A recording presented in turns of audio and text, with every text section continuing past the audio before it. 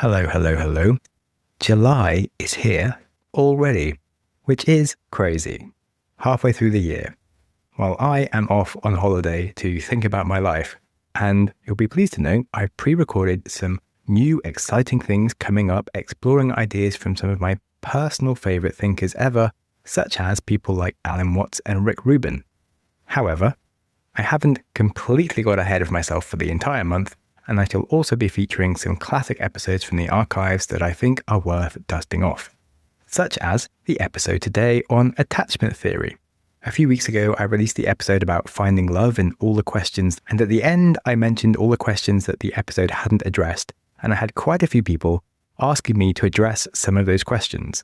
Well, this episode here on attachment theory, I think, gives you the most amount of revelations per minute listened to that you can find when it comes to relationships. So if you haven't heard about or you haven't fully understood the concept of attachment theory yet, then a lot of your life up to now is about to make a lot more sense. If you have heard about attachment theory and you enjoy exploring it from different angles, you might well learn something new, and I hope that you do.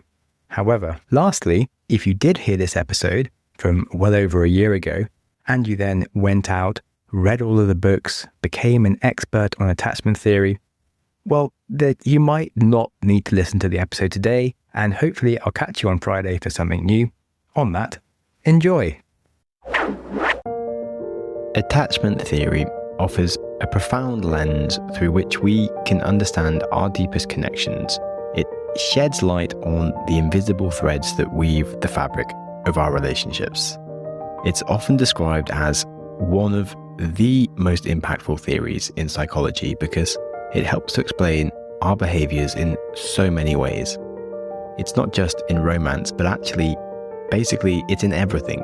It's an explanation of our own trust and connection patterns, whilst also providing a framework to recognize these patterns across different individuals. Every interaction we have is a chance to nurture trust or erode it. Perhaps you're working with someone who turns up late to a meeting or makes a mistake in a document.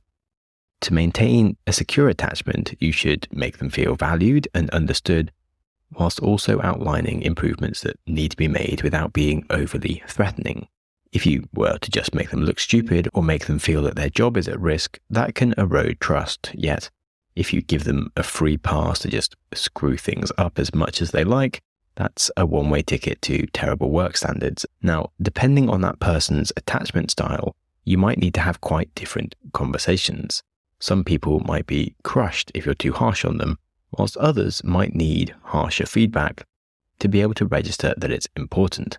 Now, the biggest relationships in your life are, of course, romantic and the relationships between parents and their children. It's these relationships where our attachment style is most exposed and vulnerable. It's where our behaviors can become amplified and also have the most impact on those around us. By learning how different attachment styles work, we can create empathy for others and deepen our understanding of ourselves. And it actually feels very much like a masterclass in maturity by diving into this. Now, this next thing might sound dumb, but even a pet has attachment styles. An anxious dog might become distressed when you leave the house and display some destructive behaviors. So, understanding attachment theory can help us with all relationships: friends, family, co-workers, teammates, of course, our romantic partners, and perhaps most importantly, at least for some of us, our pets. So today we're going on a crash course deep dive into attachment theory and how childhood experiences shape them and how to identify attachment styles and to improve them. You can see people making a lot of mistakes and assumptions around attachment theory, so I'm going to outline some of the biggest errors that you see to help you gain a practical working knowledge that is a bit less naive than others might have. And then when we dig into how to use attachment theory to improve yourself, you'll also learn how to leverage your knowledge going forward to create healthier relationships. So hello and welcome to the Growth Mindset Podcast with me, Sam Webster Harris, diving into the psychology of self-improvement and today's topic of attachment theory and attachment styles. Attachment styles are patterns of attachment behavior that we first form as an infant. The theory was first developed by John Bowlby and Mary Ainsworth, who found that these attachment styles influence how individuals perceive and respond to intimacy and connection. As infants, we learn to co-regulate our emotions with our caregivers. If they are stressed or inconsistent in their behaviors or often absent, this can create expectations and emotional patterns in our needs around relationships. Quite incredibly, it's the first 18 months of being alive that have the biggest impact on this.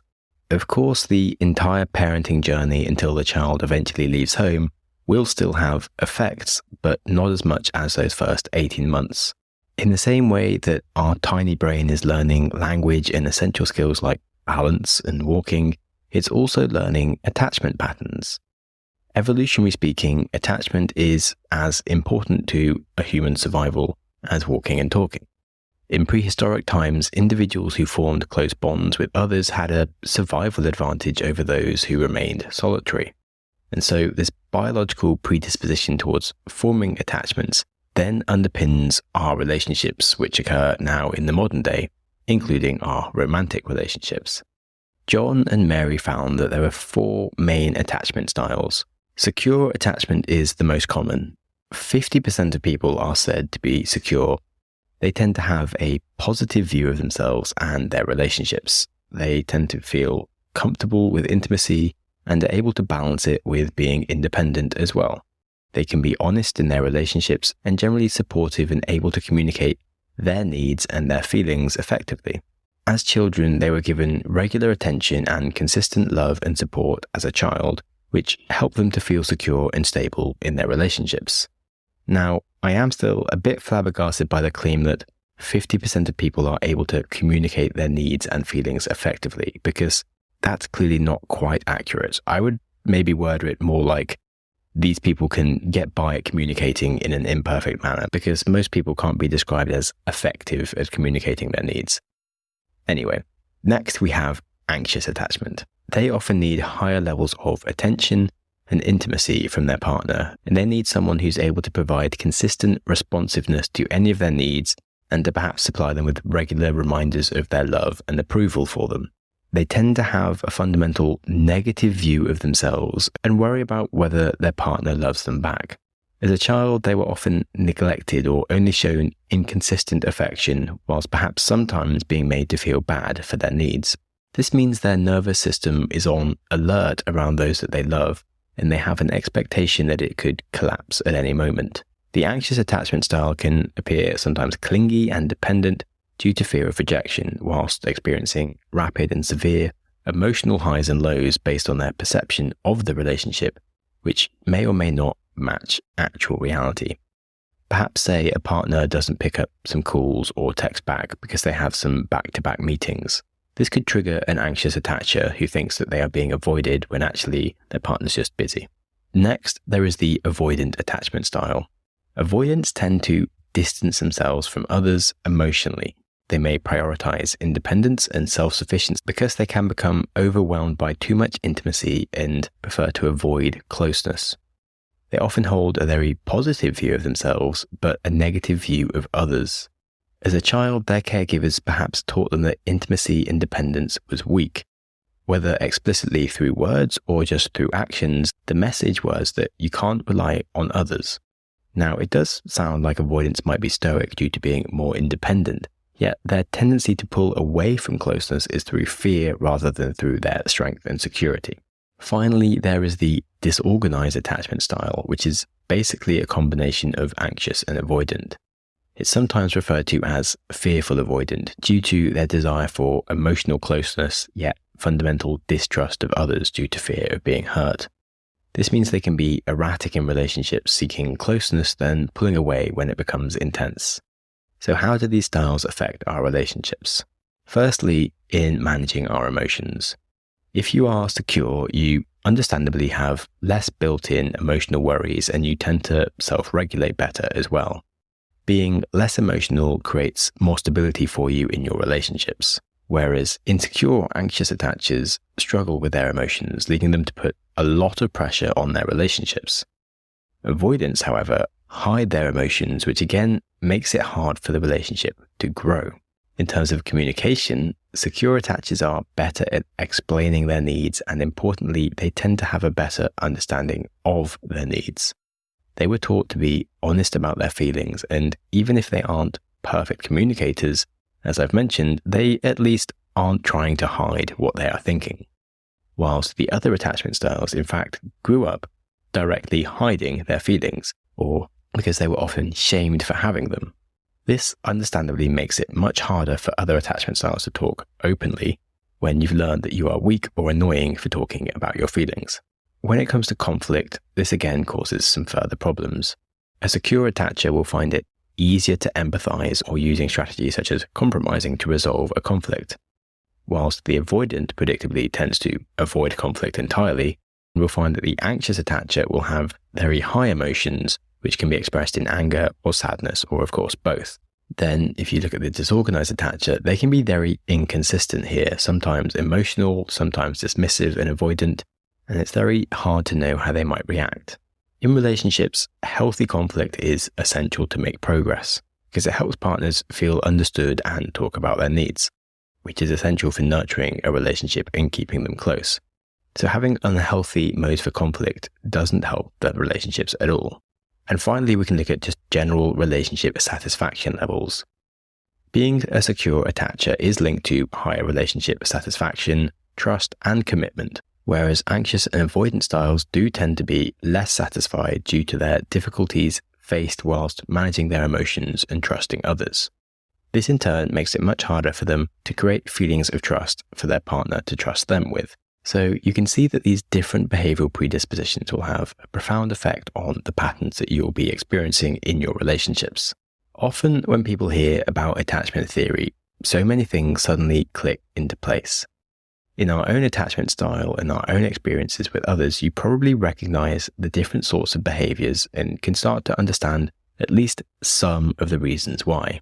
As we've seen, secure attachers have the least trouble, and if you are avoidant or anxious, it's much easier to be in a relationship with a secure attacher for you. However, as is often the way, it does seem that opposites attract, and anxious and avoidant individuals often find themselves in relationships together, where they seem to be going in circles of intimacy and conflict. Before we go into depth of what to do about attachment styles, I want to cover the main mistakes people make when hearing about them. Now, onto the mistakes that people make when thinking about attachment theory. There are several significant mistakes when it comes to learning about attachment styles. Firstly, I think it's always important to remember that a scientific principle or theory can be very clear on paper, but much more nuanced in practice. I'm sure you'll know that an introvert still needs friends and attention. Perhaps not in the same way as an extrovert, but the world isn't just two types of people who are either 100% extrovert or 100% introvert. It's a spectrum of people, and you can actually change on that spectrum. I used to personally be more an introvert, but now I'm almost 50-50. As I became better at talking and expressing myself, I started to make more friends. I had life experiences that helped me find more of the sort of nutters that I get along with best, and that means I started to have more fun being social. And in turn, I became less independent and more interested in being social. Anyway, I'm saying this because it's the same with attachment styles. If you have this concept in your head that there are only 4 distinct attachment styles and everyone is simply binary, one a style or the other, that would be false. In some relationships or situations, we might be very secure, and in others, we might be very insecure. It's very possible that you could be a secure attacher but have some insecurities about specific things, like maybe your nose or your finances, because you've had partners that have left you in the past due to that. There's also the term emotional availability being thrown around a lot. Now, someone who's emotionally unavailable might be someone that's dealing with some unresolved pain and holding back their emotions right now. It might also be someone who is an avoidant attacher, which is commonly expected it to be of, or, sadly, in many cases, it might be that they are just not that into you. Now, trying to solve someone's emotional unavailability by analysing their avoidant attachment style won't get you anywhere if they actually just aren't too bothered about you and are indecisively on the lookout for someone better without really admitting it to themselves or you. So this is why it's important to highlight the worst mistakes people make when they learn about attachment. Firstly, we can overgeneralize attachment styles. That means assuming that an individual's attachment style is fixed and applies universally across all their relationships. We can easily judge others this way, but we can also judge ourselves. Whilst attachment styles do tend to be stable, they are also influenced by context. An anxious attacher and an avoidant attacher will tend to bring out the worst traits in both of each other and turn the anxious person more anxious and the avoidant more avoidant, whereas the opposite can happen when they're with a secure person. An anxious person with a stable and secure partner can be much more secure. Similarly, a secure partner might actually make another secure partner feel a bit insecure because they don't make them feel as needed if that secure partner has been used to being with anxious people who tend to make them feel very needed the whole time. So this highlights the importance of the second mistake, which is neglecting the influence of context, because it's really important to consider the context of where an attachment behavior is observed. Attachment styles can manifest differently depending on many situational factors, such as things like stress and relationship dynamics. Let's say I have some bad sleep. I can be moodier, but I can also be more insecure. I can be more anxious. I can be more avoidant and dismissive all at the same time, as well as being just amazingly sorry for myself. So if I'm just sleepy, it's not really worth judging my attachment style as a representation of me. But there are other things that can affect my attachment style. So generally speaking, I'm a secure attachment style person, but since the Brexit referendum, as a British person, I have become more insecure about dating European partners because I don't know if I can stay in Europe for very long and it's going to turn into a long distance relationship.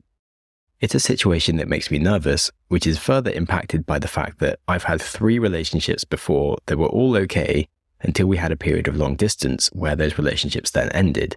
And that's made me more insecure about long distance relationships. Or to go more general, if someone has perhaps lost their job or isn't getting good sleep or doesn't have a fixed place to live or doesn't have much money in the bank, these are all things that are going to make them feel more stressed and more insecure about literally everything going on in their life, and could probably make them a more anxious attachment style or perhaps avoidant, because their emotional state is craving security and stability, and that might come through a relationship or that might come from avoiding a relationship and being independent.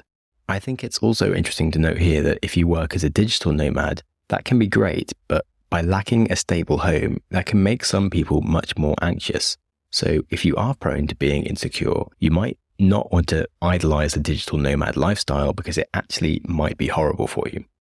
Now, the third mistake people make is stigmatizing certain attachment styles, because I think it's very easy to label things as good and bad. And as you can probably tell by now, that in general, any attachment style that isn't secure has been labeled as bad. So if you're anxious or avoidant, it can be considered inherently problematic or undesirable, and that could be a mistake. If you live with a label that says that you are just a broken person, that only secure attachment is good, that would be inaccurate. In the same way that it took me a while to lean into the strengths of ADHD without letting the weaknesses be a blocker, you can do the same for attachment styles. By understanding your attachment style and your needs, you can be proactive about expectations and create just as healthy a relationship as anyone else can. An anxious attacher can actually use their needs as a strength to be more attentive and make the relationship more secure by how clearly they value it. An avoidant can be great at giving space for a partner who is maybe career focused, whereas actually a secure person can make a partner feel anxious sometimes by not seeming too worried about things. So even a secure attacher can still need to work to create a good relationship, and they aren't actually perfect. By creating understanding and empathy towards different attachment styles, that's really the important thing here rather than labeling them as good and bad. Now, number 4, that is oversimplifying the complexity of relationships. There are just numerous factors beyond simply just attachment styles in a relationship. Yes, trust is a fundamental core of any relationship, but if you remember the Science of Love episode, love is not only attachment but also lust and attraction. There are, of course, other things that affect our relationship, like our personality traits and specific life experiences or environmental stresses that all greatly impact how we're behaving here and now and how we show up in a relationship. Mistake number 5 is the misapplication of attachment theory. Now, some people will actually use the knowledge of their attachment style to then justify unhealthy relationship behaviors, such as being overly possessive or creating emotional distance. Attachment theory should only serve as a tool for understanding and improving relationship dynamics. It should not be used to excuse poor relationship behaviors. I mean, simply put it, like, being a psychopath doesn't make it okay to kill people. And whatever your attachment style is, it's your responsibility to stop any toxic behaviors that you might have, rather than avoiding taking ownership of them. And that leads to the last mistake, which is the fact that people often ignore the potential for their attachment style to change. When we learn about attachment style, many people mistakenly then believe that attachment styles are fixed. However, research has shown that individuals can move towards a more secure attachment patterns through therapy and self-reflection, along with supportive relationships. Now, yes, currently 70% of people don't change their attachment style as an adult, but most people don't actually do hard work on themselves with the honesty that their behaviors are under their control. Most people don't truly take a growth mindset-orientated approach towards their life or their attachment styles. And that means that if you're willing to, you can absolutely improve your relationships and change your attachment style. So I think the first thing to make absolutely clear here when you're looking to improve your relationships and attachment styles is that dependency on a partner is not a sign of weakness, but it is actually a foundation for strength. Interdependency, as I've said in the last episode, is essential for a relationship. By relying on someone who meets our emotional needs, we all feel safer and more secure. It encourages us to take risks and pursue personal achievements. So regardless of your attachment style, by embracing that you do have needs, that's the first step to being able to communicate them without shame. As I mentioned, 30% of adults change their attachment style over their life. That of course means that anxious and avoidance can become more secure. Now, this is usually due to relationships that they are in, and as well as help from things like therapy. However, within this statistic, that also means that secure attachers can become anxious or avoidant. Again, usually due to their relationships. As I've mentioned, I'm secure, for example, and yet there have been a few experiences that made me feel more insecure. By aiming to confine those experiences just to those scenarios rather than generalize about my inability in relationships can help me feel more secure. And then further working on the element that is causing me insecurity. So, like I mentioned, I have some insecurity around long distance relationships, but I recently had 3 months away in Nepal mountain guiding, which I was worried about, but by communicating those worries with my partner, we were kind of able to work through it, and the relationship is still going, which was super nice to have as a result. And now, I know this might sound stupid, but if you are a secure attacher, your job is basically to try and stay as a secure attacher. And what that means is that if you notice your partner making you feel insecure or avoidant about something, it's worth paying attention to and trying to fix. Now, an interesting point here for any attachment style is that we should examine the type of people that we usually date. Because generally, we'll often have a type that we date. That might also ring true for the type of attachment style that we date. Now, if we keep on dating people and ending up breaking up, that's probably an indication that if we're dating the same types of people and we're not taking those relationships further and we're not getting married, then perhaps dating that type of person indicates that that type isn't right for us. So let's say you're anxious and often end up with avoidant, mysterious people. You might need to go for some slightly more reliable and perhaps less spontaneous partners that can behave more securely for you. If you are avoidant, you might need to accept that you shouldn't be going for the intensity of an anxious partner and choose someone that's more secure, but where you also have to put in some effort to keep the relationship going. If you're secure, it might be okay to date someone who is slightly anxious, who might be willing to give you more attention and validation than someone else who's secure. The point here is that if what you have been doing hasn't been working, it's worth trying something different to see if it will improve. Now, as I mentioned, the different styles don't mean that you're broken if you have one that isn't secure, and you are still able to actually have healthy relationships. If you are an anxious attacher, here are some tips for how to improve your attachment style and your relationships. Now, the first biggest tip here is to not get involved with avoidance or to try to change their style. Instead, it's better to learn to recognize an avoidance behavior and bypass these as major red flags for you and your relationship needs. So if they are sending you mixed messages about their feelings, it's just not worth it for you. Someone who's secure will have a clear message. If you're dating someone who talks about their longing for a perfect relationship, but it doesn't sound like they are talking about you, it's probably a sign that you need to run away. If you try to communicate your needs or desires, but the person changes the subject or ignores the topic, again, that's a sign that they're avoidant. A healthy partner will listen to you. If you find that they complain about you being too sensitive or needy, that's again something that a secure partner won't deliberately do to make you feel bad. Now, that just said, as an anxious attacher, they can become hypersensitive to threats and potential criticism, even if it wasn't meant as a criticism. So if someone points out that you are sensitive, it doesn't necessarily mean the same thing as someone telling you how terrible your sensitivity is. Yet an anxious person might perceive both things the same way, and that would be bad because they are quite different things. So it's really important to check what people mean before you start making assumptions, which leads on to communication. As an anxious attacher, you do just have to be direct and honest about it. You do have emotional needs and they are valid. That's fine. If you feel concerned about trying to play it cool in a relationship, you need to just stop doing that. If you start a new relationship, speak up about your emotions and just get your crazy out. Be open about it. By being your authentic self, you'll be able to find partners that are okay with that. Whilst if you cover up your style and pretend to be more independent and mysterious, it's more likely to attract someone who's avoidant. The other critical lesson here is for anxious attachers to slow down. Now, all of us can get excited and overwhelmed by emotions, but for anxious attachers, they can get attached incredibly fast. Once their system is activated, they are just hooked, and so it makes sense for anyone who's anxious to try and encourage more distance. That means maybe waiting for a few dates before you have sex, and perhaps not seeing a new partner every day in the first few weeks or months. Now, a secure person will be fine with this, whereas an avoidant will probably get bored, and that's exactly what you want. Now, if you're avoidant, you might at times feel lonely, even in a relationship, and you might perhaps wonder if there's someone better out there. You might have some very rigid views of what you're looking for and hyper-focus on small imperfections of your partner whilst idolizing a past relationship perhaps.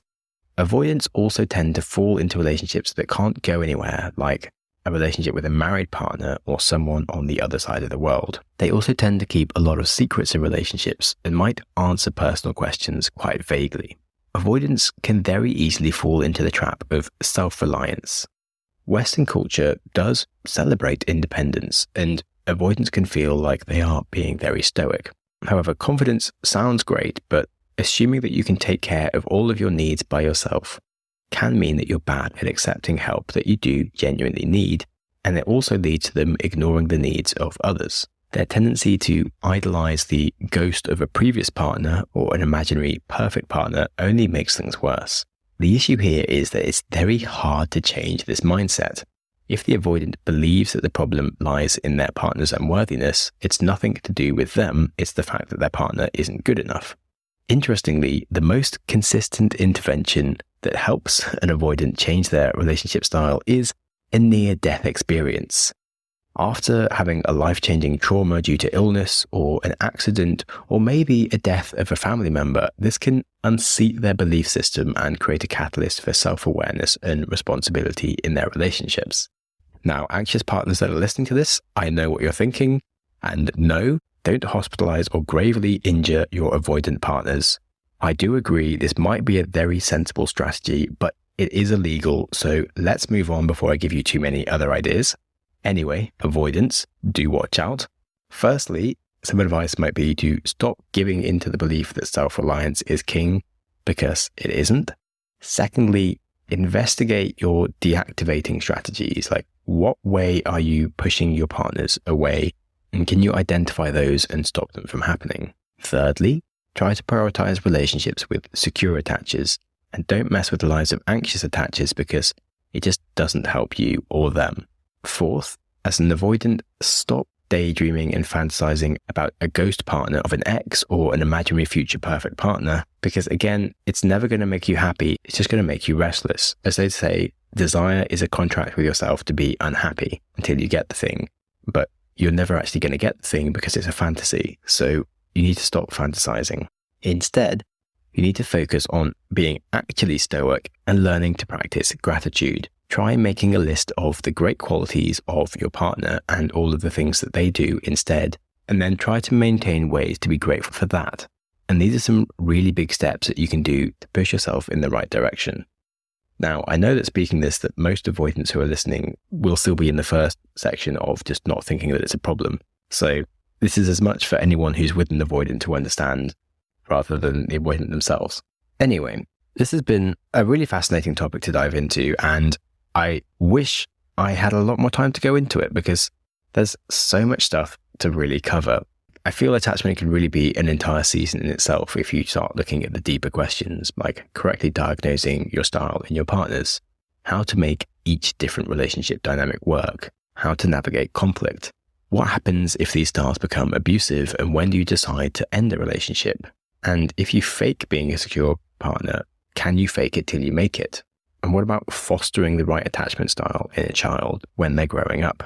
Well, I don't quite have the time and experience to write a full book on this, but I will be getting Jessica Baum, who is a really good author on attachment, on the podcast in a few months' time. So you can look forward to that. Thank you so much for listening. And if you enjoyed the episode or found anything useful, do please share it with someone you think would like it, and or give me a comment, because it's very much appreciated and helps other people find the show. Remember that life is very short and to be enjoyed, and there's no point putting off enjoyment until you've hit some arbitrary goals, because that's not how it works. So be kind to yourself, and whilst you're at it, be kind to someone else too. Thank you so much for listening. Go you! Your consistency to reach the end of an episode is legendary. My hero! If you have any ideas or feedback for the show, I'm always interested to hear from you. You're the best! Studies show we need time for information to sink in, so I'm going to give you a 5-second pause, silence, to reflect on one idea from the show before you jump back into your busy life. Ready and go.